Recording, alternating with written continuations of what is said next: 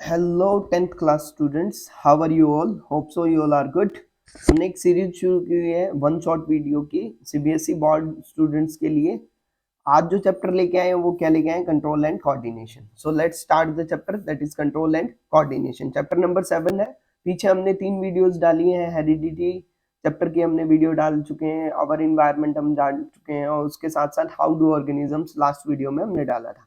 आज की जो वीडियो है वो किसके ऊपर है? कंट्रोल एंड कोऑर्डिनेशन के ऊपर है। सेकंड चैप्टर है हमारा बायोलॉजी का 10th क्लास के अंदर। So let's start the chapter. Okay, शुरू करते हैं। लास्ट चैप्टर जो था वो लाइफ प्रोसेस का था। उसमें हमने पढ़ा कैसे लिविंग ऑर्गेनिज्म अपने आप को मेंटेन करता है, कैसे फंक्शंस परफॉर्म कर रहा है, राइट। अभी जो पढ़ना है वो क्या पढ़ना है? कंट्रोल एंड कोऑर्डिनेशन पढ़ना है, जिसके अंदर हमने क्या डेवलप करना है कि कैसे बॉडी कंट्रोल वे में, कंट्रोल्ड मैनर में अपना काम कर रही है, कैसे डिफरेंट डिफरेंट ऑर्गन्स एक दूसरे के साथ कोऑर्डिनेट कर रहे हैं, right. So let's start the chapter. Before reading this out, we have to introduce the control word. How to control? हमने कई बार सुना है ये चीज कि you have to your self control, or you have to control your emotions and anything else.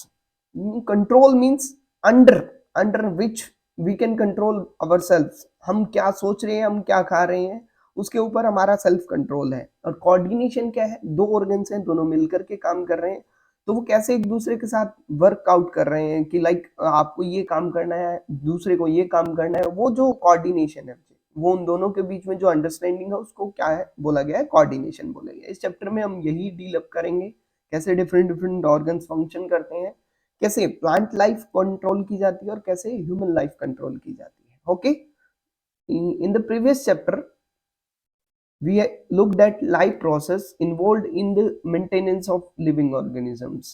There we had started with the notion we all have that if we see something moving, it is alive. हमने क्या पढ़ा था कि जो चीज move कर रही है वो क्या है? अलाइव है, जिंदा है, ठीक है। Some of these movements are in fact are result of growth, but कुछ कई बार क्या होता है, ये जो मूवमेंट होती हैं ये ग्रोथ की वजह से भी होती हैं। जैसे किसके अंदर होती है? प्लांट्स के अंदर। A seed germinates and grows, and we can see that seedling moves over the course of few days. It pushes out soil and comes out. हम देखते हैं क्या, एक सीड ग्रो करता है, ठीक है, और उसके अंदर से जो सीडलिंग होती है वो सॉइल से बाहर आ जाती है, ठीक है।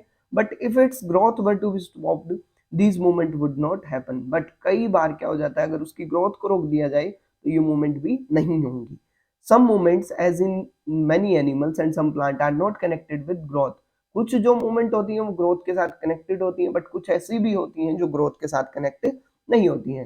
Like a cat running, children are playing on swing, buffalo chewing curd, these movement are not caused by growth. ऐसी मूवमेंट्स हैं जो इसके ऊपर ग्रोथ का कोई रोल नहीं है, चाहे वो बिल्ली भाग रही है, चाहे बच्चे खेल रहे हैं, चाहे जो लाइक अपने भोजन को चबा रही है बार बार, ठीक है। How why do we associate such visible moment with life? हम इन मोमेंट्स को कैसे देख पाते हैं? A possible answer, we think of moment as a response to change in environment of organism.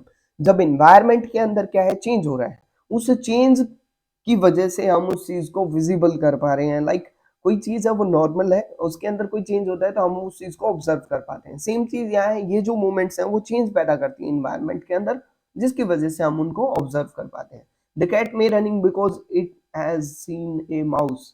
हो सकता है बिल्ली इसलिए दौड़ रही हो क्योंकि उसने एक चूहे को देखा हो। Not only that, we also think of movement as an attempt by living organism to use the changes in our environment to take their advantage. देखो बच्चे, उनके एडवांटेजेस बनाने के लिए उन्होंने क्या किया है, हो सकता है चेंज किया हो, ठीक है। Plant grow into sunshine, plant किसमें? सनलाइट के अंदर ग्रो करते हैं। Children trying to get pleasure and fun out of swing, झूले के ऊपर इसलिए झूलते हैं क्योंकि उनको फन चाहिए होता है। Buffalo chew cud to help break tough food so as to able to digest it better. Digestion के लिए क्या करती है बफेलो? कड को च्यू करती है, चबाती है उसको। A white bright light is focused on our eye, and when we touch a hot object, we detect change and respond to it, and with movement in order to protect ourselves. जैसे ये देखो, हमारी आंखें हैं, हमारी आंखों के ऊपर किसी ने लाइट डाली तो क्या होगा? एकदम से हम अपनी आंखों को बंद करेंगे, मतलब हम क्या कर रहे हैं? हम प्रोटेक्ट कर रहे हैं लाइट इंटेंसिटी के अगेंस्ट अपनी आईज को, राइट। ये हम एक एग्जांपल लेते हैं, एक स्टूडेंट है, वो क्या कर रहा है, वो कॉफी पी रहा है, बट उसको ध्यान नहीं है, वो पढ़ते पढ़ते उसने जैसे ही उस कप को हाथ लगाया तो वो बहुत गर्म था, गर्म होने की वजह से वो एकदम से क्या करता है, अपने हाथ को पीछे करता है, तो मतलब वो क्या कर रहा है, प्रोटेक्शन प्रोवाइड कर रहा है अपनी बॉडी को, राइट। तो जो मूवमेंट होती है वो सिर्फ ग्रोथ की वजह से नहीं हो सकती है, किसी स्टिमुलस के अगेंस्ट भी मूवमेंट हो सकती है, right. If we think a bit more about this, it becomes apparent that all this movement in response to environment is carefully controlled. देखो जी, अगर हम इसके ऊपर ज्यादा डिस्कस करेंगे तो हम ये देखेंगे कि ये कंट्रोल्ड मूवमेंट होती हैं. Each kind of change in environment evokes an appropriate movement in the response. कोई भी स्टिमुलस होगा उसके अगेंस्ट क्या आएगा बच्चे, रिस्पॉन्स आएगा ही आएगा. स्टिमुलस क्या होता है, अभी हमने कई बार ये वर्ड यूज किया, एनी चेंज इन एनवायरनमेंट, ठीक है, एनी चेंज इन इन्वायरमेंट, उसको हमने क्या बोला है, स्टिमुलस. और उस चेंज की वजह से क्या होगा बच्चे, हम मूवमेंट शो करेंगे या फिर हम क्या शो करेंगे, रिस्पॉन्स शो करेंगे. और रिस्पॉन्स मूवमेंट की फॉर्म में भी हो सकता है, वो विदाउट मूवमेंट की फॉर्म में भी हो सकता है, ठीक है जी. When we talk to our friends in the class, we whisper rather than shouting loudly. सामने टीचर पढ़ा रहा है, ठीक है, और बच्चे क्या करते हैं, बच्चे एक दूसरे के साथ बातें कर रहे होते हैं, फुसफुसा रहे होते हैं, ना कि तेज बोल रहे होते हैं. Clearly the movement to be made depends on the event that triggering it. और वही बच्चे अगर क्या किया जाता है, लाइक कोई स्कूल फंक्शन है, एनुअल फंक्शन है, तो वो लाउडली चिल्लाते हैं, तो वो डिपेंड करता है वहां का इन्वायरमेंट क्या है. Therefore, such controlled movement must be connected in recognition of various event in the environment. तो इसलिए हमें पता होता है कि environment में क्या चीजें चल रही हैं, ठीक है, और उसके अगेंस्ट करेक्ट मूवमेंट हम करते हैं, रिस्पॉन्ड करते हैं. In other words, living organisms must use system providing control and coordination. तो हमारी बॉडी के अंदर ऐसा कुछ जरूर होगा जो क्या कर रहा है, कंट्रोल एंड कोऑर्डिनेट कर रहा है, in keeping with general principles of body organization. In multicellular organism, specialized tissues are provided these control and coordination activities. In activities को control करने के लिए क्या किया जाता है, particular हमने क्या किया है, स्पेशलाइज्ड टिश्यूज को बनाया है, वो क्या करते हैं, कंट्रोल करते हैं बॉडी को और कोऑर्डिनेट करते हैं डिफरेंट ऑर्गन्स को. तो सबसे पहले एनिमल्स के अंदर पढ़ते हैं, जो कंट्रोल एंड कोऑर्डिनेशन में हेल्प करता है वो हमारा सिस्टम है नर्वस सिस्टम. देखो दो टाइप के सिस्टम काम करते हैं यहाँ पर एनिमल्स की बॉडी के अंदर, एक नर्वस सिस्टम और दूसरा क्या है, हार्मोनल सिस्टम, ठीक है. एक क्या काम करता है, नर्वस सिस्टम, और दूसरा करता है हार्मोनल सिस्टम. नर्वस सिस्टम को ही न्यूरल सिस्टम का नाम दिया गया है, ठीक है. Okay, let's start with nervous system. देखो, in animals such control and coordination are provided by nervous and muscular tissues. Nervous tissue तो है ही है, उसके साथ साथ क्या है, muscular tissues. Nervous tissue neuron का, अगर आप देखो, ये एक डायग्राम हम बना लेते हैं न्यूरॉन का.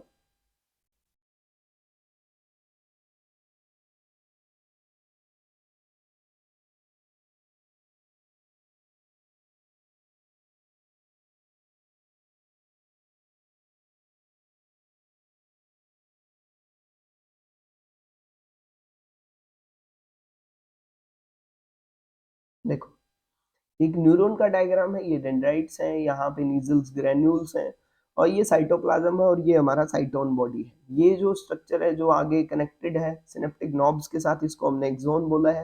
ये स्वान सेल्स हैं और ये नोड ऑफ रेनवियर है, ये सिनेप्टिक नॉब्स हैं, ठीक है, जो आगे फिर नए न्यूरॉन के साथ कनेक्टेड होती हैं. ये आगे हमने एक नया न्यूरॉन स्टार्ट कर दिया है, ठीक है जी. अब इनके बीच में जो गैप होता है उसको हम क्या बोलते हैं, साइनेप्स, जिसके बारे में हम बाद में बात करेंगे. ये जो न्यूरल टिश्यू है, ये आपने नाइन्थ क्लास में पढ़ा होगा. मस्कुलर टिश्यूज के बारे में आपने नाइन्थ क्लास में पढ़ा होगा. स्केलेटल मसल्स क्या होती हैं, कार्डियक मसल्स क्या होती हैं, स्ट्राइटेड मसल्स क्या होती हैं, अनस्ट्राइटेड मसल्स क्या होती हैं, स्मूथ मसल्स को भी उनको बोला गया था.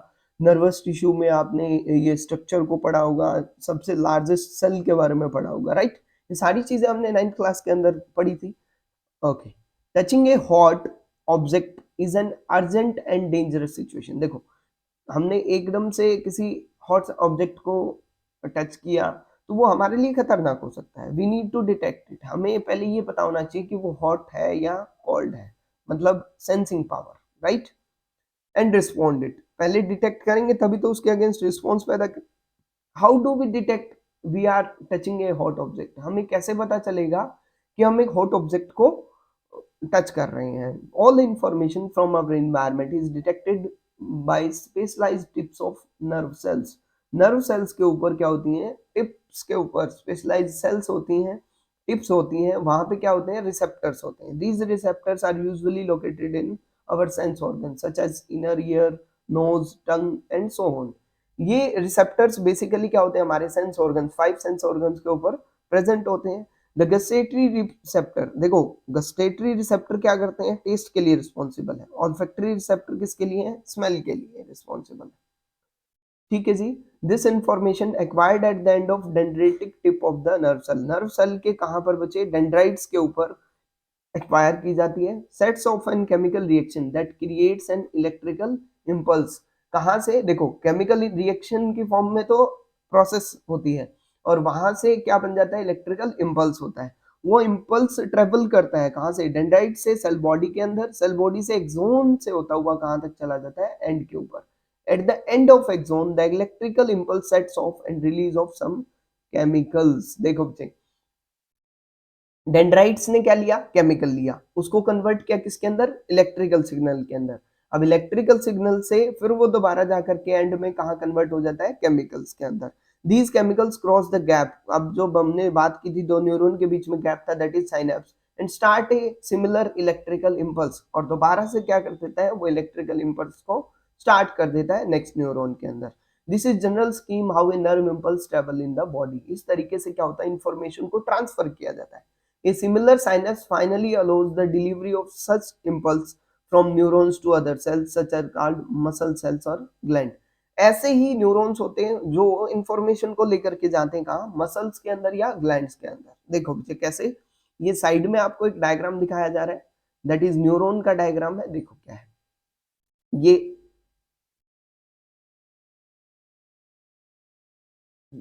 Just wait for a second. ये देखिए, ये जो स्ट्रक्चर्स हैं जहां मैं हाईलाइट कर रहा हूं अभी आपको, ये क्या है, डेंड्राइट्स। ये मान के चलते हैं ये कुछ केमिकल सिग्नल्स थे, ठीक है। यहाँ से डेंड्राइट्स के ऊपर क्या हुआ बच्चे, सेंसरी रिसेप्टर्स थे, उन्होंने सेंस किया और उसको भेजा कहाँ, न्यूक्लियस के पास। ये हमारा न्यूक्लियस था, ठीक है, जिसके ऊपर काम किया गया, और उस सिग्नल को क्या कर दिया गया, इलेक्ट्रिकल सिग्नल में कन्वर्ट कर दिया गया। अब ये इलेक्ट्रिकल सिग्नल एक्सोन के थ्रू होता हुआ, ये एक्सोन है, ठीक है, इस एक्सोन के थ्रू होता हुआ कहाँ आ रहा है, यहाँ बिल्कुल टिप के ऊपर। अब ये दोबारा से किसमें कन्वर्ट हो गया, केमिकल में कन्वर्ट हो गया। मतलब जो इलेक्ट्रिकल सिग्नल यहाँ तक आ रहा था वो क्या हो गया, केमिकल सिग्नल में कन्वर्ट हो गया, ठीक है जी। अब क्या हो गया, नेक्स्ट न्यूरॉन है, नेक्स्ट न्यूरॉन के अंदर क्या है, देखो इस नेक्स्ट न्यूरॉन के अंदर भी डेंड्राइट्स है। अभी इन डेंड्राइट्स से सेंस कर लिया जाएगा दोबारा से इस केमिकल को। अब ये जो गैप है, इस गैप को हम क्या बोलते हैं, साइनेप्स। ध्यान से सुनेंगे, the gap between the nerve ending of first neuron and dendrites of next neuron is known as synapse। और इस synapse को फिलअप करने के लिए क्या होता है, सिनेप्टिक फ्लूइड। क्या होता है, सिनेप्टिक फ्लूइड। ये सिनेप्टिक फ्लूइड ही क्या करता है, ट्रांसमिशन करता है केमिकल सिग्नल। देखो ये जो केमिकल सिग्नल है उसको ट्रांसमिट करने के लिए कहां तक, डेंड्राइट्स तक रोल प्ले करता है कौन, सिनेप्टिक फ्लूइड, ठीक है जी। और इस सिनेप्टिक फ्लूइड का काम कौन कर रहा है, एसिटाइल को कोलिन, ठीक है, कौन काम कर रहा है, एसिटाइल कोलिन। और कौन काम कर रहा है, गाबा, ठीक है जी। ये डिफरेंट डिफरेंट क्या है, न्यूरोट्रांसमीटर्स हैं, इनको हम बोलते हैं न्यूरोट्रांसमीटर, जो न्यूरॉन्स के अंदर ट्रांसमिशन का काम कर रहे हैं इंफॉर्मेशन को। तो न्यूरोट्रांसमीटर का काम जो केमिकल्स कर रहे हैं वो कौन से हैं, एसिटाइल कोलिन एंड गाबा, ठीक है जी। अब देखो डेंड्राइट्स है, न्यूक्लियस है, इसके अंदर छोटे छोटे क्या होते हैं, ग्रेन्यूल्स होते हैं, जिनको हम नीजल्स ग्रेन्यूल्स बोलते हैं। ये पूरी सेल बॉडी को रिप्रेजेंट कर रहा है। अगर हम इस पार्ट की बात करेंगे तो ये साइटोप्लाज्म है, ये एक्सोन को रिप्रेजेंट कर रहा है, उसके साथ साथ ये स्वान सेल्स है, और लास्ट में ये क्या है, सिनेप्टिक नोब्स हैं, जिनको हम नर्व एंडिका भी नाम देते हैं, ठीक है जी। अब ये तो थी बात एक न्यूरॉन से कैसे न्यूरॉन कनेक्ट होता है। अब यही न्यूरॉन जाकर के कनेक्ट होता है किसके साथ, मसल्स के साथ। ये मसल सेल्स या मसल फाइबर दिखाए हुए हैं, उसके साइड में क्या है, कैपिलरीज है, और ये एक्सोन टर्मिनल आके कनेक्टेड है बच्चे, ठीक है, एक्सोन है और ये सिनेप्टिक नॉब है। यहाँ पे जब क्या हो रहा है, जब न्यूरॉन कनेक्ट कर रहा है किसके साथ, मसल के साथ, उस एरिया को क्या बोला जाता है, न्यूरोमस्कुलर जंक्शन। और उसी की वजह से, उस न्यूरोमस्कुलर जंक्शन की वजह से ही इंफॉर्मेशन पास की जाती है from neuron to muscles, from neuron to muscles and it is known as neuromuscular junction. और इसी तरीके से एक इंफॉर्मेशन को पास ऑन किया जाता है from one point two the another point of the body, right? समझ आया आपको? It is thus no surprise that nervous tissue is made up of an organized network of nerve cells और neurons। तो जो nervous tissue है वो किसका composed of है? न्यूरॉन्स का बना हुआ होता है, जो क्या करते हैं? इंफॉर्मेशन को कंडक्ट करते हैं इलेक्ट्रिकल इंपल्स से देखो via electrical impulse from one body part two another. और इसीलिए ये क्या होते हैं बच्चे? फास्टर रेट के होते हैं। देखो इतना जल्दी हमें रिस्पॉन्स हो जाता है, ये कोई हॉट ऑब्जेक्ट है इसके ऊपर जैसे ही हमने टच किया एकदम से हमारा हाथ हट जाता है। उसका मेन रीजन क्या है? क्योंकि जो इन्फॉर्मेशन पास होती है वो कैसे पास होती है? इलेक्ट्रिकल इंपल्स के फॉर्म में, राइट? समझ आया? देखो भाई, look at the figure 7.1a, identify the parts of neuron where the information identify कर लिया हमने। इंफॉर्मेशन एक्वायर कहाँ होती है? डेंड्राइट्स के ऊपर होती है। Through which information travels as an electrical impulse, axons में ट्रेवल होती है। Where this impulse must be converted into chemical signal for the onward transmission, synaptic knobs में होती है। ठीक है जी, क्लियर है? सारे आंसर्स आपको मिल गए। देखो, put some sugar in your mouth, how does it taste? कैसे पता चलेगा? गस्टेटरी रिसेप्टर्स, टेस्ट के लिए।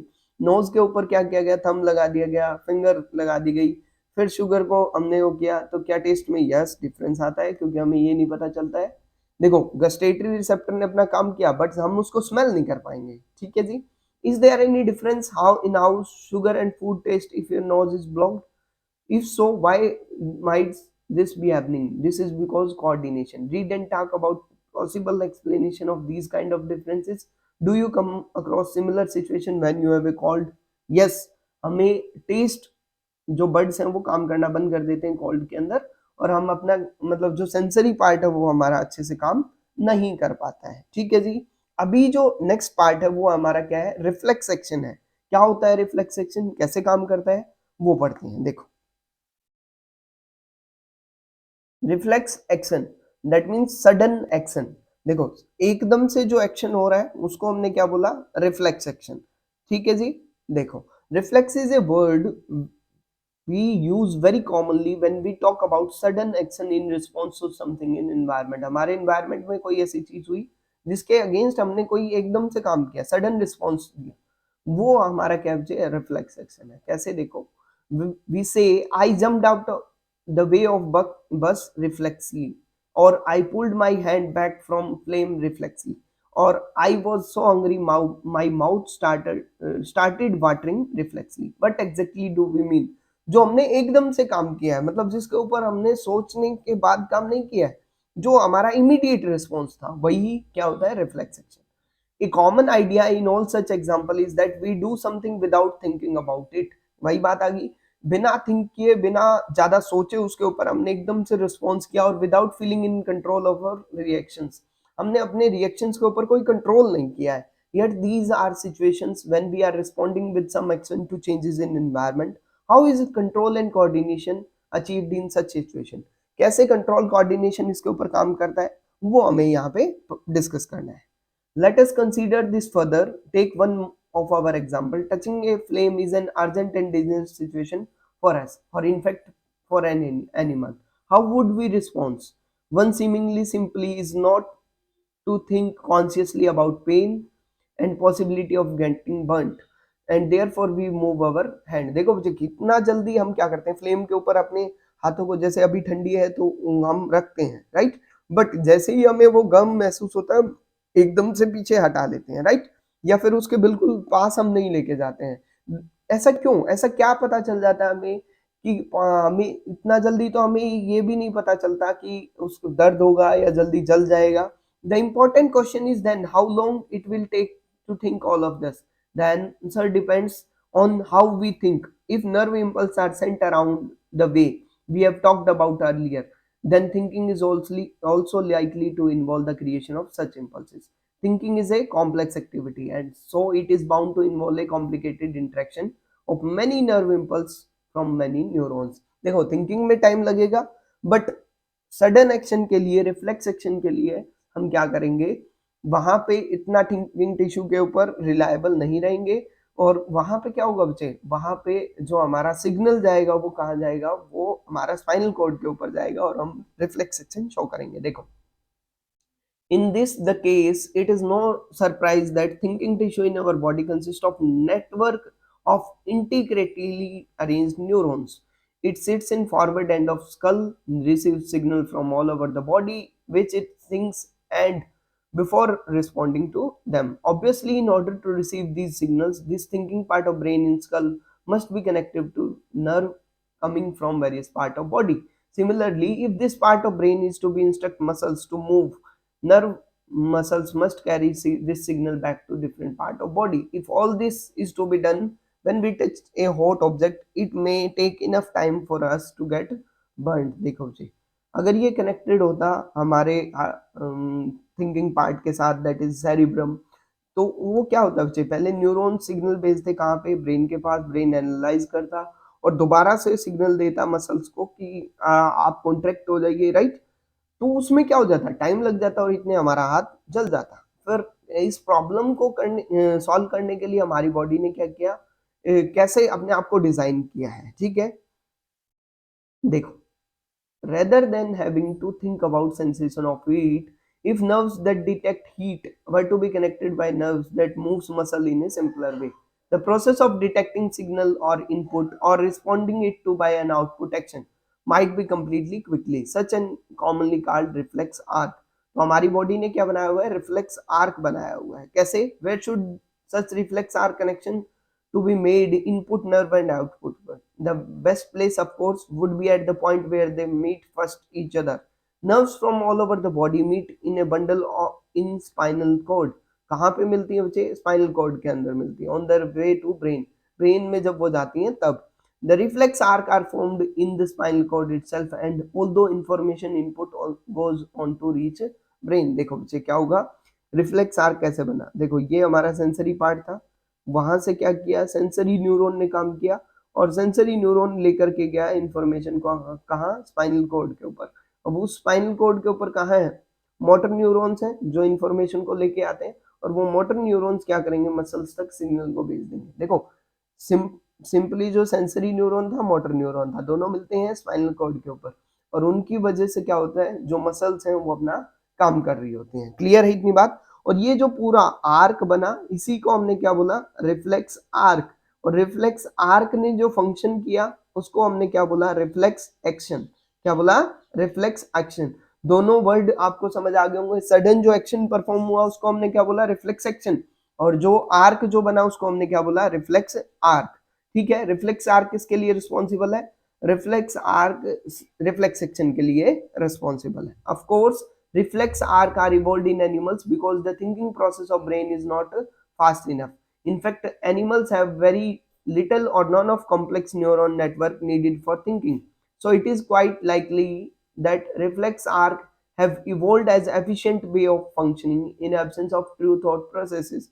However, even after complex neuron network have came into existence, reflex arc continued to be more efficient quick responses. तो जो reflex arc है उसमें ज्यादा थिंकिंग प्रोसेस की रिक्वायरमेंट नहीं है और वो क्या करता है, on on the behalf of itself spinal cord वहां पे फंक्शन कर रहा है और क्विक रिस्पॉन्सेज को क्रिएट कर रहा है। देखो ये रिफ्लेक्स आर्क के बारे में बताया हुआ है। Can you trace the sequence of event which occur in the bright light focus to our eyes. बिल्कुल सेम सीक्वेंस रहेगा। देखो ये हमने एक क्या लिया हुआ है, ये हमने एक इंस्ट्रूमेंट लिया हुआ है या फिर हम बोल सकते हैं ये हमने एक बर्तन लिया हुआ है जिसके अंदर क्या है, कोई गर्म चीज रखी हुई है। ठीक है जी। अब यहाँ पे टच किया गया तो ये इस एरिया के अंदर क्या है, रिसेप्टर्स है। उन रिसेप्टर्स ने क्या किया, सिग्नल देना शुरू किया। किसको सिग्नल देना दिया, देखो ये रेड कलर का क्या जा रहा है, सेंसरी न्यूरॉन जा रहा है। उस सेंसरी न्यूरॉन ने सिग्नल को भेजा, कहाँ सिग्नल को भेजा, सबसे पहले देखो यहाँ ये स्पाइनल कोड क्या है, स्पाइनल कोड। स्पाइनल कोड के ऊपर क्या है, रिले न्यूरॉन्स होते हैं और मोटर न्यूरॉन्स होते हैं। तीन टाइप के न्यूरॉन है। जो सेंस कर रहे हैं वो सेंसरी न्यूरॉन, जो सिग्नल को लेकर के जा रहे हैं मसल्स के पास, M for muscle, M for motor neurons. ठीक है जी। S for sense, S for sensory neuron. Relay neuron relaxed है, मतलब जो क्या कर रहे हैं, दोनों के बीच में कनेक्शन का काम कर रहे हैं। किसके किसके, मोटर न्यूरॉन के और सेंसरी न्यूरॉन के। those neurons which makes the connection between sensory neuron and motor neurons are considered as relay neuron. तो सेंसरी न्यूरॉन ने सेंस किया, सिग्नल को भेजा कहाँ, स्पाइनल कॉर्ड के पास, ठीक है जी, और वहां पे क्या है, मोटर न्यूरॉन है, स्पाइनल कॉर्ड ने उसके ऊपर एक्शन किया, थिंक आउट किया जल्दी से, और रिले न्यूरॉन्स के थ्रू उसको कहाँ भेजा, मोटर न्यूरॉन के पास, और मोटर न्यूरॉन दोबारा से उस सिग्नल को लेके आया कहाँ, इफेक्टर ऑर्गन के पास, दैट इज मसल्स के पास, और मसल्स ने क्या किया, कॉन्ट्रैक्ट किया, और सडनली जो हमारा हाथ है वो हट गया। बट जो मैसेज है वो ब्रेन तक भी जाता है अगर वो कंसिस्टेंटली वो चीजें हो रही होती हैं। अदरवाइज रिफ्लेक्स एक्शन के अंदर जो मेन रोल प्ले करते हैं वो कौन प्ले करता है, that is spinal cord.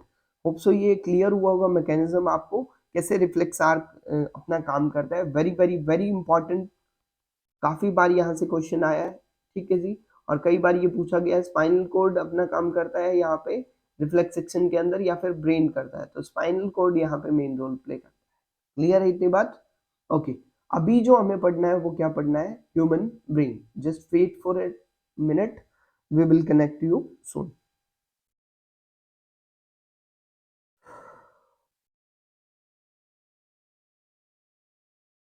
Human brain, is reflex action the only function of spinal cord? Obviously not. क्या स्पाइनल कॉर्ड का सिर्फ एक ही फंक्शन है? Obviously not, since we know that we are human beings, thinking beings, right?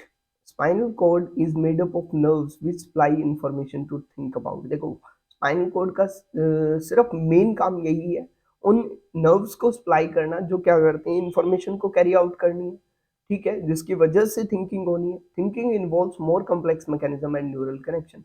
Thinking में और complex mechanisms required है, neural connections required है। These are concentrated in the brain. तो ये कहाँ कंसंट्रेटेड है मुझे, ब्रेन के अंदर, विच इज मेन रेगुलेटिंग और coordinating centre of the body. What is the main coordinating centre of the body, question यहीं से आता है। मेन कोऑर्डिनेटिंग सेंटर क्या है हमारी बॉडी का, तो वो ब्रेन होता है। The brain and spinal cord constitutes the central nervous system. हमारी बॉडी के अंदर डिफरेंट डिफरेंट टाइप के नर्वस सिस्टम होते हैं, central nervous system, peripheral nervous system. अब जो सेंट्रल नर्वस सिस्टम है उसमें क्या क्या आता है, ब्रेन आता है और स्पाइनल कॉर्ड आता है। They receive information from all parts of the body and integrate it. वो हर जगह से इंफॉर्मेशन को लेके आते हैं और उसको क्या करते हैं, इकट्ठा करते हैं, इंटीग्रेट करते हैं। We also think about our actions, writing, talking, moving a chair, clapping at the end of program are examples of voluntary action। देखो बच्चे, एक चीज होती है वॉल्यूंट्री एक्शन, एक होती है इनवॉल्यूंट्री एक्शन। वॉल्यूंट्री एक्शंस वो एक्शंस होते हैं जिनके ऊपर हमारा पूरा कंट्रोल होता है, हम अपनी बाय विल वो चीजें करते हैं, which are based on deciding but to do next, जिसके बारे में हमें पता है, ठीक है। So the brain also has to send message to the muscle. This is the second way in which nervous system communicates with the muscle। देखो पहले केस में क्या किया गया था, रिफ्लेक्स एक्शन की बात की गई थी। दूसरे केस में क्या किया गया है, जब हमने आफ्टर थिंकिंग सिग्नल को भेजा गया था, ठीक है जी। अब जो थिंकिंग के बाद भेजा गया वो किसमें, किसका रोल है, ब्रेन का रोल है। बिफोर थिंकिंग या फिर हम बात करेंगे सडन रिस्पॉन्स की बात की गई तो उसमें किसका रोल है, स्पाइनल कॉर्ड का role. The communication between central nervous system and other parts of body is facilitated by peripheral nervous system. जो हेल्प कर रहा है सेंट्रल नर्वस सिस्टम को अपने सिग्नल्स देने के लिए, वो क्या है, पेरिफेरल नर्वस सिस्टम है। It consisting of cranial nerves. इसके अंदर क्या होते हैं, क्रेनियल नर्व्स होती हैं, वो नर्व्स जो बेसिकली ब्रेन के अंदर मिलती हैं, ठीक है जी। 12 पेयर्स ऑफ क्रेनियल नर्व्स होता है और 31 पेयर्स ऑफ स्पाइनल नर्व्स होती हैं। स्पाइनल नर्व्स कहाँ से आती हैं, स्पाइनल कॉर्ड से। क्रेनियल नर्व्स कहाँ से आती हैं, क्रेनियम से, दैट इज ब्रेन से। The brain does allow to think and take actions based on the thinking. तो थिंकिंग के बेसिस पे जो एक्शन लेता है वो क्या है, ब्रेन है। विदाउट थिंकिंग सडन जो एक्शन लेता है वो क्या है, स्पाइनल कॉर्ड है। As you will expect, this is accomplished through a complex design with different parts of brain responsible for integrating different inputs and outputs। अलग अलग इनपुट्स के लिए इन अलग अलग ऑर्गन्स, सॉरी, अलग अलग पार्ट्स ऑफ ब्रेन रिस्पॉन्सिबल हैं, आउटपुट के लिए अलग रिस्पॉन्सिबल है। ब्रेन के बेसिकली 3 पार्ट हैं, for brain, mid brain, hind brain. For brain, mid brain and hind brain. जो फर्स्ट है वो क्या बचे, फॉर ब्रेन है। फॉर ब्रेन जो आगे की साइड होता है, फ्रंटल पार्ट होता है, that is main thinking part of brain. Main thinking part जो है वो फॉर ब्रेन है। It has regions which receive sensory impulse, कुछ रीजन्स में सेंसरी इम्पल्स आती हैं, अलग अलग रिसेप्टर्स से आती हैं।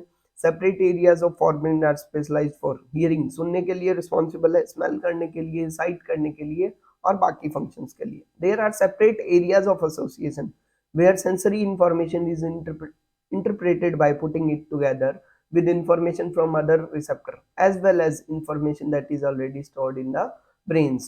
कुछ एसोसिएशन एरियाज होते हैं जहाँ पे क्या होती है, सेंसरी इंफॉर्मेशन भी आती है, जो इंफॉर्मेशन रिसेप्टर्स में है वो भी, और जो ऑलरेडी स्टोर है ब्रेन के अंदर वो भी स्टोर होती है। Based on the all of this a decision is made how to respond and information is passed to the motor areas। इन तीनों के बेसिस पे क्या किया जाता है, मोटर एरियाज में सिग्नल भेजा जाता है। कैसे? वॉल्यूमेंट्री मसल्स अपना काम करेंगे, जैसे लेग मसल्स हैं। however certain sensations are distinct from seeing and hearing, for example how do we know that we have eaten enough? The sensation of feeling full is because of center associated with hunger which is separate part of forebrain. अलग part होता है hunger, भूख, हमें कैसे पता चला कि हम भूखे हैं या हमारी भूख मर चुकी है उसके लिए। अब ये एक डायग्राम दिया हुआ है ब्रेन का, इसको जल्दी से डिस्कस कर लेते हैं। ह्यूमन ब्रेन का डायग्राम दिया हुआ है जिसमें देखो ये जो पार्ट है वो फॉरब्रेन को रिप्रेजेंट कर रहा है, जिसके अंदर सेरिब्रम इन्वॉल्व है। सेरिब्रम क्या होता है, मेन थिंकिंग पार्ट होता है जहाँ से सारी थिंकिंग एक्टिविटीज कंट्रोल की जाती हैं, राइट।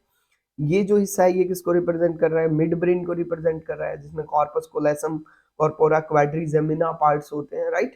क्रेनियम क्या होता है, क्रेनियम आउटर बॉक्स होता है। स्कल जो होता है हेड के रीजन के अंदर जो हार्ड बॉनी स्ट्रक्चर होता है जिसको हम क्रेनियम बोलते हैं। क्रेनियम क्या करता है, प्रोटेक्टिव लेयर का काम करता है, हमारे ब्रेन को प्रोटेक्ट करने का काम करता है। नीचे क्या होती है, स्पाइनल कॉर्ड होती है जिसको बाहर से कवर अप किया जाता है वर्टिब्रल कॉलम के थ्रू, ठीक है जी। अब नीचे वाला जो ये हिस्सा है इसको हम क्या बोलते हैं, हिंड ब्रेन बोलते हैं। क्या बोलते हैं, हिंड ब्रेन। हिंड ब्रेन में 3 पार्ट्स हैं, सेरिबेलम जिसको हम लिटिल ब्रेन भी बोलते हैं, मेडुला ऑब्लंगेटा एंड पोन्स फेरोलाई, ठीक है जी। बीच में ये हमारी पिट्यूटरी ग्लैंड है जिसको मास्टर एंडोक्राइन ग्लैंड भी बोलते हैं, और ये हमारा हाइपोथैलेमस रीजन है जो कंट्रोल करके रखता है, रेगुलेटरी बॉडी का काम करता है फॉर पिट्यूटरी ग्लैंड। किसके लिए, पिट्यूटरी ग्लैंड के लिए। क्लियर है इतनी बात? होप सो ये डायग्राम आपको क्लियर हुआ होगा। जैसे जैसे आप हायर क्लासेस में जाएंगे वैसे वैसे क्या होगा, आप इसकी डिटेल स्टडी के बारे में डिस्कस करेंगे। Study the level part of human brain. We have seen that the different part have specific function. Can you find out the function of each part? Yes, हमने अभी डिस्कस किया है, बाकी जो होगा वो पार्ट वो हम नीचे डिस्कस करेंगे। Let us look at the other use of word reflex that we have talked about in the introduction. Our mouth watered when we see food we like without our meaning to. Our heart beat without our thinking about it. In fact, we can not control these actions easily by thinking about them even if we wanted to do. Do we think about or remember to breathe or digest food? So in between simple reflex action like change in the size of pupil, throughout the action such as moving a chair, there is another set of muscle movement over which we do not have thinking control. Many of these involuntary actions are controlled by midbrain and hindbrain। देखो बच्चे, अभी हमने एक पढ़ा था voluntary action जिसके ऊपर हमारा पूरा कंट्रोल था। कुछ एक्शंस ऐसे हैं लाइक हमारे मुंह में पानी आ जाता है कुछ अच्छी चीजों को देखते ही, तो वो कंट्रोल किए जाते हैं मिड ब्रेन के थ्रू और हिंड ब्रेन के थ्रू। बट उसके ऊपर हमारा कोई कंट्रोल नहीं है, इसलिए वो क्या है, इनवॉल्वेंट्री एक्शंस है। अब ये इनवॉल्वेंट्री एक्शन चाहे ब्लड प्रेशर हो, चाहे सेलिवेशन की बात हो, चाहे वॉमिटिंग की बात हो, तो ये मेडुला रीजन जो होता है हिंड ब्रेन के अंदर वहां पे कंट्रोल किए जाते हैं। क्लियर है इतनी बात? Which is responsible for all the control part of the involuntary actions? medulla of the hindbrain. Think about activities like walking in a street, like riding a bicycle, picking up a pencil. ये क्या है, hind brain में एक part होता है cerebellum, उसकी वजह से ये पॉसिबल जो स्ट्रक्चर्स हैं हम कर सकते हैं, लाइक स्ट्रेट लाइन में मूव करना है, अपने आप को बैलेंस करके रखना है, पोस्चर को बैलेंस करके रखना है, बॉडी बैलेंस को मेंटेन करके रखना है, उसके लिए रिस्पॉन्सिबल कौन है, cerebellum. Imagine what would happen if each of these event failed to take place if we were not thinking about it. क्या होगा बच्चे, सेरिबेलम ने अपना काम करना बंद कर दिया तो फिर ये अपने काम नहीं कर रहे। ठीक है जी। अब जो नेक्स्ट पार्ट है वो क्या है, how are these tissues protected? कैसे हम टिश्यूज को प्रोटेक्ट करके रख सकते हैं, मतलब बाहर की आउटर मोस्ट लेयर जो है उसकी बात करेंगे, क्रेनियम की बात करेंगे, कैसे वो बम्पी स्ट्रक्चर है, ठीक है, हार्ड स्ट्रक्चर है, वो कैसे प्रोटेक्ट करता है इसको, किसको, ब्रेन को बच्चे। देखो, a delicate organ like brain, which is so important for variety of activities, needs to be carefully protected. देखो बच्चे, for this body is designed so that brain sits inside a bony box. Bony box में situated होता है. Inside the box, the brain contained a filled balloon which provides further shock absorption. If you run your hand down middle of your back, you will feel hard bumpy structure, that is vertebral column and backbone which protect the spinal cord. देखो, spinal cord को protect करने के लिए क्या है, vertebral column है, ठीक है जी। और और ब्रेन को प्रोटेक्ट करने के लिए क्या है हमारे पास, ब्रेन को प्रोटेक्ट करने के लिए हमारे पास है बॉनी बॉक्स, दैट इज हम जिसको हम क्या बोल रहे हैं, क्रीनियम बॉक्स बोल रहे हैं, जिसको हम क्या बोल रहे हैं, क्रीनियम बोल रहे हैं, ठीक है जी।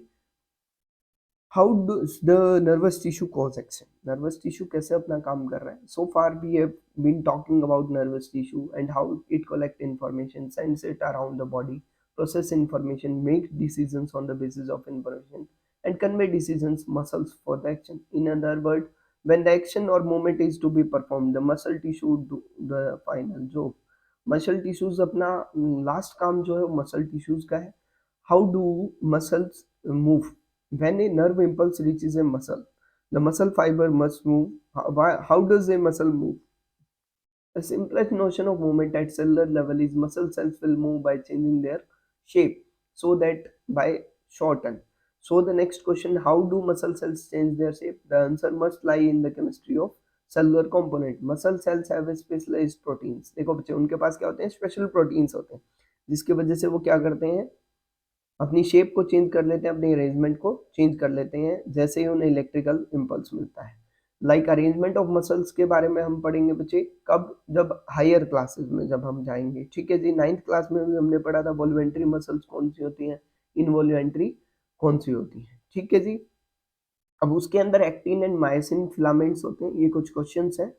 देखो बच्चे, what is the difference between reflex action and walking, आप इजीली बता सकते हैं, एक वॉल्यूमेंट्री है, एक इनवॉल्यूमेंट्री है, ठीक है। साइनेप्स का क्या रोल है, ब्रेन अपना पोस्चर इक्विलिब्रियम में ब्रेन कौन सा पार्ट ब्रेन का दोनों को मेंटेन करके रखता है, हमने अभी बताया था आपको।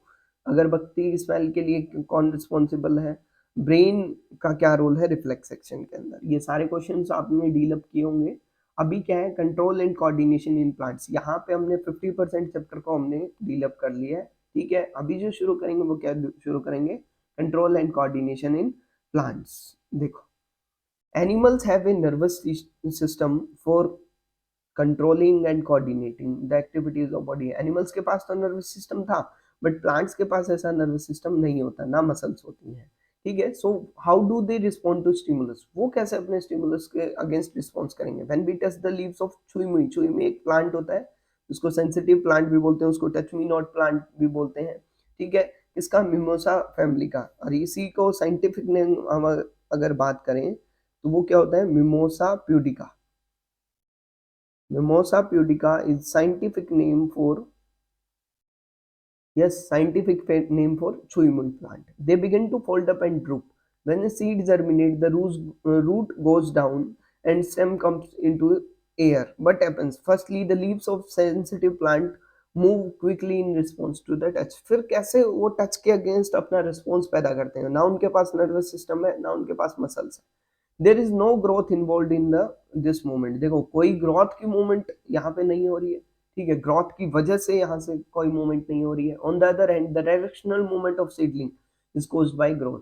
बट जो सीड की ग्रोथ है वो क्या है बच्चे, वो उसकी मूवमेंट को डिसाइड कर रही है। If it is prevented from growing it will not show any movement. देखो, ग्रोथ डिपेंडेंट है सीडलिंग को ग्रो करना, और ग्रोथ इंडिपेंडेंट क्या है, छुई मुई प्लांट, ठीक है। So plants show two different types of movement, that is one dependent on growth and other independent of growth. तो प्लांट क्या करता है, दो तरीके से मूवमेंट दिखाता है, एक डिपेंडेंट है जो ग्रोथ के ऊपर, जो हमने सीडलिंग ग्रो करते हुए टाइम पे देखा, और एक इंडिपेंडेंट है जो हमने कब देखा, छुई मुई प्लांट के अंदर देखा। Immediate response to the stimulus. अब सबसे पहली चीज यही बात आई, स्टिमुलस क्या है, stimulus is anything which is causing change in the environment, that is stimulus. Let us think about the first kind of movement such that that of sensitive plant. Since no growth is involved, the plant must actually move its leaf in response to touch. Touch के against अपने response दिखा रहा है, but there is no nervous tissue nor any muscle tissue. How does plant detect the touch and how do the leaves move response? वो कैसे दिखाते हैं? ये सेंसिटिव प्लांट को दिखाया हुआ है, मतलब ना तो उनके पास नर्वस टिश्यू है ना उनके पास मसल्स है, फिर वो कैसे दिखा रहे हैं? If we think about where exactly the plant is and which plant actually moves, it is apparent that a movement happens at a point different from the point of touch. अगर हम देखेंगे तो वो दोनों अलग अलग पॉइंट है. So the information that has a touch occurred must be communicated. तो देखो बच्चे, अब कम्युनिकेशन हुआ होगा. द प्लांट्स आल्सो यूज, देखो वो यहाँ से आया question, electrical chemical means to convey the information. यहाँ पे भी इलेक्ट्रिकल केमिकल सिग्नल चलता है from cell to cell, but unlike in animals there is no specialised tissue. Plants में कोई स्पेशलाइज्ड टिश्यू नहीं होता, बट स्टिल वो क्या दिखाते हैं? इलेक्ट्रिकल केमिकल पाथवे दिखाते हैं. किसके लिए? इंफॉर्मेशन को कंडक्ट करने के लिए. And finally, again in animals, some cells must change their shape in order to movement to happen. Instead of specialized protein found in animal muscle cells, plant cells change their shape by changing the amount of water in them, resulting them swelling or shrinking, and therefore changing in the shape. देखो animals में तो क्या था? Muscle cells थी, और वहां पे tubulin protein है, एक्टिन प्रोटीन है, वो अपना रोल प्ले कर रहे थे और उस वजह से मूवमेंट हो रही थी. बट प्लांट सेल में चेंज कैसे होगी बच्चे? शेप, उनके अमाउंट ऑफ वाटर अगर ज्यादा हो जाता है तो स्वेलअप कर जाएंगी और कम हो जाता है तो श्रिंक कर जाएंगे, और उसकी वजह से अपना शेप चेंज कर रही है. ये थी इंडिपेंडेंट ग्रोथ, ठीक है. बट अभी जो पढ़ेंगे वो क्या है बच्चे? Movement due to growth. Some plant like pea plant है, वो दूसरे प्लांट के ऊपर ग्रो कर जाता है, फेंसिस के ऊपर ग्रो कर जाता है, ठीक है, टेंड्रिल्स के थ्रू. These tendrils are sensitive to touch. देखो बच्चे, ये जो टेंड्रिल्स हैं वो टच के सेंसिटिव है. When they come in contact with any spot, that part of tendril in contact to object does not grow as rapidly as part of tendril away from object. देखो बच्चे, जो दूर है वो इतनी ग्रोथ नहीं करेगा, जो पास वाला है वो ज्यादा ग्रो करेगा. This causes tendril to circle around the object. ये कोई ऑब्जेक्ट है, इसके सराउंड में ये टेंड्रिल है बच्चे, ये ग्रो कर जाएगी और उसकी वजह से उसकी ग्रोथ बढ़ जाती है. More common, the plants respond to stimulus slowly by growing in a particular direction. और वो particular direction में grow करेगा. Because this growth is directional, it appears as if plant is moving. Let us understand the type of movement with the help of example. एक example लेके हम इसको पढ़ते हैं. देखो क्या है, ये एक एक्टिविटी दी हुई है जिसको हम लाइट के अगेंस्ट अगर एक प्लांट को रख रहे हैं तो उससे क्या होगा, ठीक है. वो अगर हम उसको सॉइल पे लेके चल रहे हैं तो क्या होगा, वो आप अपने लेवल पे डील कर सकते हैं. देखो कैसे. Environmental triggers such as light or gravity will change the direction that plant grows in. These are directional or tropic movements. देखो बच्चे, ट्रॉपिक मूवमेंट्स हैं, ऊपर वाली क्या थी? नेस्टिक मूवमेंट्स हैं. वो स्टिमुलस के अगेंस्ट अपना रोल प्ले करती हैं, या तो स्टिमुलस के साथ जाएंगी या उससे दूर जाएंगी. So two different kind of phototropic movement. Shoot जो है वो लाइट के टुवर्ड्स बेंडिंग शो करता है, मतलब स्टेम पार्ट जो है वो पॉजिटिवली क्या होता है? फोटोट्रॉपिक होता है. बट रूट जो होती है वो दूर जाती हैं, तो वो क्या दिखाती हैं? नेगेटिवली फोटोट्रॉपिक होती हैं, ठीक है. देखो ऊपर जो हमने एक डायग्राम दिखा हुआ है, ठीक है, जो प्लांट है वो क्या दिखा रहा है? वो डायरेक्शन ऑफ लाइट में मूवमेंट दिखा रहा है. ये इधर देखो, ये लाइट की डायरेक्शन है सनलाइट की, तो उधर क्या हो रहा है? जो बेंडिंग ऑफ शूट हो रही है, और अवे शूट हो रही है. अवे किसके लिए हो रही है? रूट के लिए. रूट जो मूवमेंट दिखा रहा है वो अगेंस्ट दिखा रहा है डायरेक्शन ऑफ लाइट के, बट जो शूट दिखा रहा है वो पॉजिटिव वे में दिखा रहा है, राइट. अब जो स्टेम है वो नेगेटिवली जियोट्रॉपिक होता है, बट जो रूट होती है वो पॉजिटिवली जियोट्रॉपिक होती है, ठीक है जी. इसी तरीके से देखो, geotropism movement against gravity, phototropism movement against light, ठीक है. Thigmotropism movement against touch, hydrotropism movement against water, ठीक है जी. देखो, plants show tropism in response to other stimulus as well. The root of plant always grow downwards and shoot always grow upward and away from the earth. This upward and downward growth of root and shoot respectively in response to pull of earth or gravity, that is geotropism. देखो पहले हमने किसकी बात की? Phototropism की. अभी हमने किसकी बात की? जियोट्रोपिज्म की. If hydro means water and chemo means chemical. Hydro का मतलब क्या है? वाटर है. कीमो का मतलब क्या है? केमिकल्स. हाइड्रोट्रोपिज्म क्या होगा और कीमोट्रोपिज्म क्या होगा? Movement against water is hydrotropism, movement against chemical is known as chemotropism. ठीक है जी। कीमोट्रोपिज्म का एग्जांपल क्या है? Growth of pollen tubes towards ovules, ovules की तरफ जब ग्रोथ हो रही है पॉलन ट्यूब्स की, तो वो कीमोट्रोपिज्म है। ये हम जब हम रिप्रोडक्टिव प्रोसेसेस को पढ़ेंगे तो उसमें भी पढ़ेंगे। Let us now once think about the information is communicated in the bodies of cellular organism. The movement of sensitive plant in response to touch is very quick. The movement of sunflower in response to sunlight is very slow. Growth related movement of plant will be even slower. देखो जो growth related movement है वो slower हो सकती है, but plastic movement जो होगी वो हमेशा क्या होगी? फास्ट होगी। Even in the animal bodies there are carefully controlled directions or to the growth. Our arms and fingers grow in a certain direction, not haphazardly. So controlled movement can either be slow or fast. If fast response to the stimuli are made, information must be quick, or if the transmission is able to move rapidly. देखो बच्चे क्या होगा? अगर response जल्दी आ रहा है तो मतलब क्या होगा? जो ग्रोथ होगी वो भी जल्दी होगी। ठीक है जी। Electrical impulses are excellent means for it, but there are limitation of use of electrical impulse. देखो बच्चे पहले जो नर्वस टिश्यू से कनेक्टेड है वही इलेक्ट्रिकल इम्पल्स शो कर सकती हैं। दूसरा, इलेक्ट्रिकल इम्पल्स को जनरेट करने के लिए एक पर्टिकुलर सेल चाहिए, उसको ट्रांसमिट करने के लिए एक मैकेनिज्म चाहिए, फिर दोबारा से एक नए इम्पल्स को जनरेट करने के लिए क्या है बच्चे? दोबारा से जनरेशन के लिए इम्पल्स चाहिए। ठीक है, तो ये कॉन्टिन्यूसली क्रिएट करना, ट्रांसमिट करना मुश्किल काम है।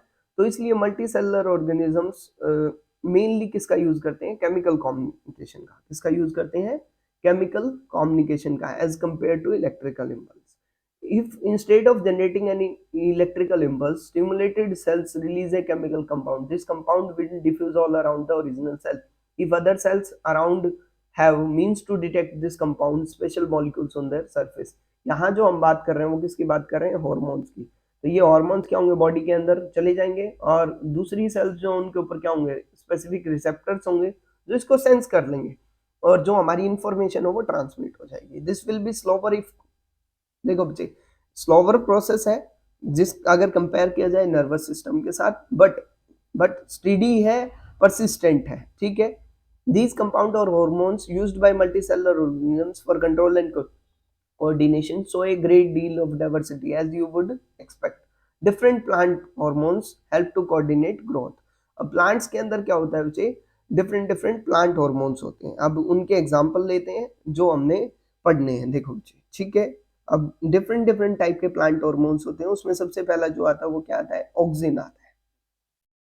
Let us take an example we have worked with earlier. When growing plants detect light, a hormone called auxin synthesized at the shoot tip helps to cells grow longer. देखो auxin किसके लिए? Length को increase करने के लिए। When light is coming from one side, auxin diffuses towards the shady side of the shoot. This concentration of auxin stimulates the cells to grow longer on the side of shoot which is away from the light. Therefore plant appear to bend towards light.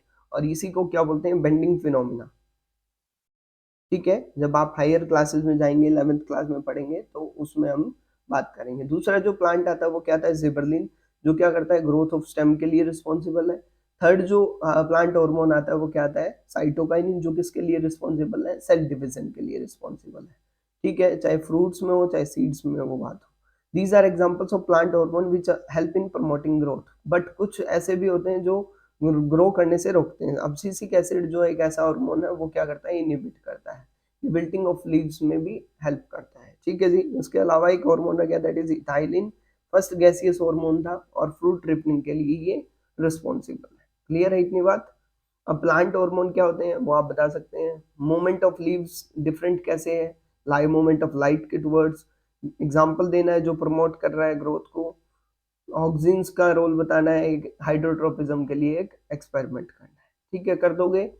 Last topic है इस chapter का, that is hormones in animals. देखो हमने पढ़ा hormones in plants के बारे में, अभी जो पढ़ेंगे वो क्या पढ़ेंगे? हॉर्मोन्स इन एनिमल्स। देखो प्लांट्स में कौन से हार्मोन पढ़े हमने? 5 टाइप के हार्मोन्स पढ़े थे। कौन सा? ऑक्सिन, जिबरलिन, साइटोकाइनिन, उसके अलावा एब्सिसिक एसिड और लास्ट वाला क्या है? Ethylene. How are such chemical and hormonal means of transmission used in animals? What do some animals, for instance, squirrel experience when they are in a scary situation? Their bodies have to prepare fighting or running away. Both are very complicated activities that will use a great deal of energy in controlled ways. Many different issues types will be used and their activities integrated together in these actions. However, these two alternate activities, fighting and running, also quite different. Here is situation in which some common preparation can be usefully made in the body. These preparations should ideally make it easier to do either activities in the near future. What would be this achieved? देखो बच्चे कैसे if the body design in a squirrel relied on the electrical impulse through nerve cells, the range of tissues instructed to prepare coming from the activity would be limited. On the other hand, if the chemical signal will be sent, it would reach all the cells of the body and provide the wide range of changes needed. देखो electrical signal में क्या है कंजिस्टेड है और chemical signal में हर जगह पे signal मिलेगा. This is done in animals including human beings using A hormone adrenaline. अब उस फाइट फ्लाइट और सिचुएशन में क्या होगा, एड्रेनलिन को स्क्रीट किया जाएगा कहाँ से, एड्रीनल ग्लैंड से. ठीक है जी, एड्रेनलिन जो है वो ब्लड के अंदर स्क्रीट किया जाएगा और डिफरेंट पार्ट्स में लेके जाया जाएगा.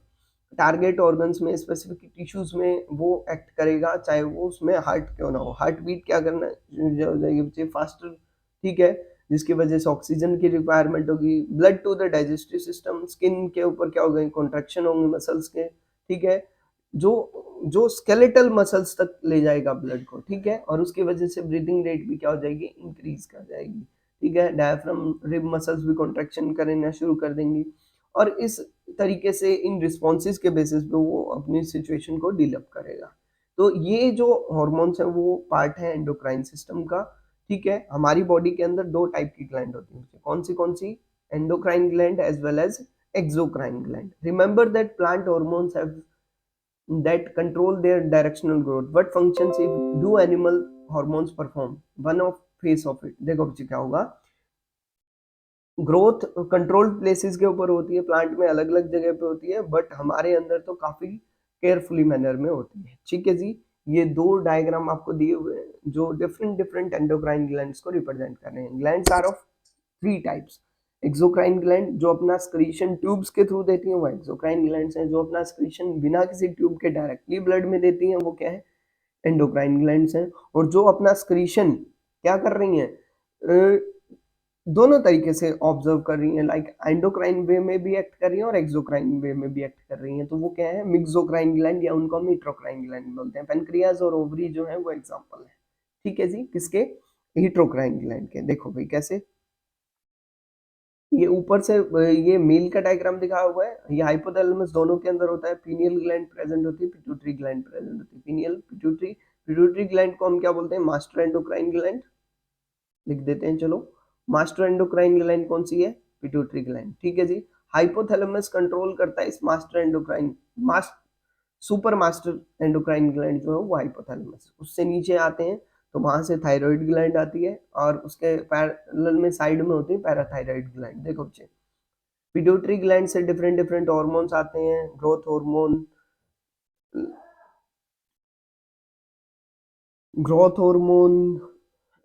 लाइक हम प्रोलैक्टिन की बात करेंगे. ये डिफरेंट डिफरेंट हार्मोन्स हैं जो पिट्यूटरी ग्लैंड से निकलते हैं, राइट. हाइपोथैलेमस कंट्रोल करता है रेगुलेटरी हार्मोन, इनहिबिटरी हार्मोन्स को स्क्रीट करता है जो पिट्यूटरी ग्लैंड्स के ऊपर काम करते हैं. थायराइड ग्लैंड से हम थायरोक्सिन लेवल के हार्मोन्स जो थायरोक्सिन को मेंटेन करते हैं, T3 T4 हार्मोन्स की बात करेंगे. ठीक है, आयोडीन के लेवल को बेसिकली मेंटेन करते हैं थायराइड ग्लैंड के अंदर. पैराथायराइड ग्लैंड कैल्शियम के लेवल को, पैराथायराइड हार्मोन निकलता है. ठीक है, थाइमोसिन हार्मोन निकलता है थाइमस ग्लैंड से.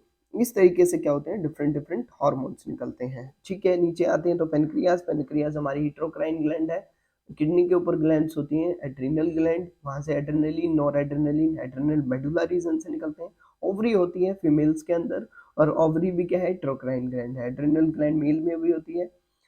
टेस्टिस ग्लैंड्स प्रेजेंट होते हैं मेल के अंदर. जो डिफर करते हैं ये दोनों एंडोक्राइन ग्लैंड्स मेल में भी दिखा रखे हैं और फीमेल में भी दिखा रखे. ठीक है, देखो कैसे. अब एक एक को पढ़ लेते हैं. Let us examine some of example to understand how hormones help in coordinated growth. We all have seen that salt packets which have iodized salt or enriched with iodine. Iodine क्या रिस्पॉन्सिबल है, thyroid glands को thyroxine hormone के लिए responsible है। Thyroxine carbohydrate, protein और fat metabolism को maintain करता है, जो बैलेंस को बनाए रखता है। ठीक है जी। तो आयोडीन रिस्पॉन्सिबल है थायरोक्सिन हार्मोन के लिए। अगर आयोडीन नहीं होगा तो हम क्या करेंगे बच्चे, हमारे अंदर एक डिजीज हो जाएगी जिसको हम क्या बोलेंगे, गॉइटर, जिसके अंदर क्या हो जाता है, जो नेक है हमारी वो स्वॉलन हो जाती है। ठीक है, पोजीशन आपको पता चल गई है थायराइड ग्लैंड की, अभी दिखाया था। कुछ ऑर्गेनिजम्स में या कुछ पीपल हम बोलेंगे तो वो ड्वार्फ रह जाते हैं और कुछ बहुत ज्यादा बड़े हो जाते हैं। ठीक है जी। उसमें जो रोल प्ले करता है वो ग्रोथ हार्मोन। ग्रोथ हार्मोन कहाँ से निकलता है, पिट्यूटरी ग्लैंड से निकलता है। ठीक है जी। ग्रोथ और डेवलपमेंट के लिए रिस्पॉन्सिबल है। अगर डेफिशिएंसी होती है तो ड्वार्फिज्म, और अगर ज्यादा हो जाता है तो फिर वो क्या होता है, गिंगटिज्म। ठीक है जी। ये चेंजेस जो आते हैं, ड्रामेटिक चेंजेस, वो पबर्टी में आते हैं। ठीक है, उसके लिए जो रोल प्ले करते हैं वो टेस्टोस्टेरोन करते हैं मेल के अंदर, एस्ट्रोजन करते हैं फीमेल्स के अंदर। ठीक है जी। Do you know anyone in your family and friends who has been advised to take less sugar? देखो बच्चे, डायबिटीज से वो क्या हो रहा है, अफेक्टेड है, उसके लिए इंसुलिन दिया जाता है। अगर इंसुलिन पेनक्रियाज से रिलीज होता है जो ब्लड शुगर लेवल को कंट्रोल करता है। अगर वो अपने लेवल को इंक्रीज नहीं करेगा तो ब्लड शुगर लेवल बढ़ जाता है, उसको हम डायबिटीज मेलाइटिस बोलते हैं। और उसके अगेंस्ट जो हार्मोन काम करता है वो ग्लूकागन करता है। If it is so important that hormones should be secreted in precise quantities, we need a mechanism through which this is done. The timing and amount of hormone released are regulated by feedback mechanism. Feedback mechanism basically वो mechanism होते हैं body के जो क्या करते हैं, जो control करते हैं हमारी बॉडी के अंदर कितना हार्मोन सक्रीट हुआ है, कितना नहीं हुआ है। वो सारी चीजों को मेंटेन करने के लिए डिफरेंट डिफरेंट मैकेनिज्म चलते हैं, that is known as feedback mechanism. ठीक है जी, क्लियर है इतनी बात। अब इंसुलिन कितना प्रोड्यूस हो रहा है, कम हो रहा है, ज्यादा हो रहा है, गिर रहा है, कितना कम स्क्रीट करना है या फिर ज्यादा स्क्रीट करना है, वो डिसाइड करने के लिए हमें क्या करना पड़ेगा, फीडबैक मैकेनिज्म के थ्रू जाना पड़ेगा। तो आपको समझ आ गया फीडबैक मैकेनिज्म क्या था। ये हमारा चैप्टर था प्यारे बच्चों, जिसमें हमने डील अप कर लिया पूरी एनसीईआरटी को। ठीक है, कुछ क्वेश्चन है वो देख लेते हैं। How does chemical coordination takes place in animals? पता है आपको हार्मोन्स के थ्रू। आयोडाइज सल्ट का क्या रूल है? एड्रेनलिन क्यों स्क्रीट होता है? डायबिटीज से क्या करना चाहिए? अभी हमने डिस्कस किया सारे क्वेश्चंस को। देखो मुझे क्या सीखा हमने, कंट्रोल कोऑर्डिनेशन किसका काम है, नर्वस सिस्टम का और हार्मोनल सिस्टम का। जो रिस्पॉन्सेज है, रिफ्लेक्स एक्शन, वॉल्वेंट्री एक्शन, इनवॉल्वेंट्री एक्शन, वो नर्वस सिस्टम का पार्ट है। नर्वस सिस्टम इलेक्ट्रिकल इम्पल्स का यूज करता है। क्लियर है, फीडबैक मैकेनिज्म की रिक्वायरमेंट होती है। This is all about for our chapter. Thank you for staying connected with us. अगर आपको वीडियो पसंद आई है तो हमारे चैनल को सब्सक्राइब कीजिए। Thank you so much.